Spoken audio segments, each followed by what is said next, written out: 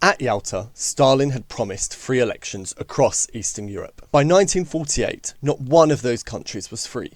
Every single one was communist, and every single one answered to Moscow. A quick reminder of where we left off. The wartime conferences had ended in mistrust and unfinished arguments, above all about the future of Eastern Europe.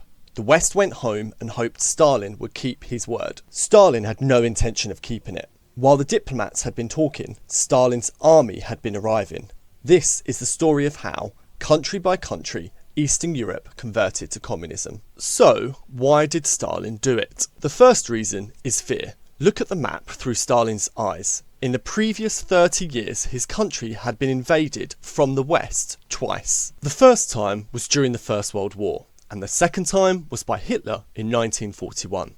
Being invaded by Hitler meant the USSR lost around 27 million Soviet citizens to the Second World War. To Stalin, Eastern Europe wasn't a prize, it was a doorway, the corridor through which the West could attack again, and he wanted to slam that door shut. The way to do it was by creating a buffer zone, a belt of friendly Soviet-controlled countries between the USSR and the West. This buffer zone would absorb any future attack before it could reach Russian soil. And friendly to Stalin meant one thing: communist. The second reason is belief. Stalin was a communist and communism was built to spread. Every country that turned communist was a victory for the cause and a defeat for capitalism. Security and ideology pointed in the exact same direction. And with the Red Army already sitting inside these countries, Stalin had the means to make it happen. Stalin's method became known as Salami Tactics, slicing away the opposition, thin slice by thin slice, until there was nothing left but the communists. It rarely happened in one dramatic seizure, it happened in stages. First, communists would join a coalition government, often taking quiet but crucial jobs like control of the police. Then, one by one, rival parties and politicians were discredited, banned, arrested or killed. Elections were held, but only after the opposition had been gutted. And at the end, a communist government stood alone and called itself the choice of the people. We'll now take a few examples. In Poland, in 1947, fearing a free vote would go against him, Stalin invited 16 leading non-communist politicians to Moscow for talks, and he had them arrested. With their opponents gone, the Polish communists won the election. Next up is Hungary. In Hungary, non-communists had actually won the free election of 1945. So a communist named Rogowski took control of the secret police and used it to arrest and execute his rivals one by one. It was Rogowski himself who coined the phrase Salami Tactics. By 1948, his party controlled the country. The Czechoslovakian example was the most shocking to the West because it had been a real democracy. The communists seized full control, and at the elections that followed, only communists were even allowed to stand. Country by country, the same pattern repeated. Albania, Bulgaria, Romania, East Germany, Poland, Hungary and Czechoslovakia.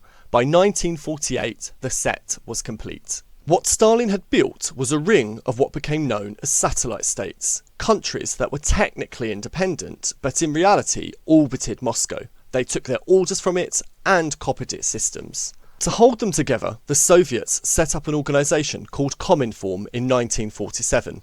It was to coordinate the communist parties of Europe and keep them in line. The buffer zone was now real, a continuous band of communist territory stretched from the Baltic Sea in the north to the Balkans in the south. Europe was, in effect, split in two, and the line between the halves would soon harden into the most heavily guarded border on Earth. Stalin had got exactly what he wanted. But in getting it, he had confirmed the West's very worst fear about him.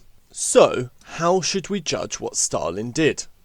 One interpretation is this was just pure aggression. Stalin signed a promise of free elections at Yalta, then broke it in every single country, crushing democracy and imposing dictatorship by force. To the West, this was proof that communism was expansionist and could never be trusted. This, they would say, is what started the Cold War. The other interpretation, this was defensive.